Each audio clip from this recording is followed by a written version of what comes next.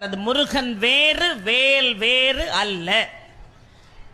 வேலுக்கு அவ்வளவு பெரிய ஒரு சக்தி இருக்கிறது. வேலை வைத்து எந்த வீட்டுல வழிபாடு நடக்குதோ அந்த வீட்டுக்குள்ள கெட்ட எண்ணத்தோட ஒருத்தன் வந்துட்டு அதுக்கப்புறம் அவன் போய் நிம்மதியா இருக்க முடியாது. அவன் நிம்மதியா இருக்க கூடாதுங்கிறது நம்முடைய எண்ணம் அல்ல,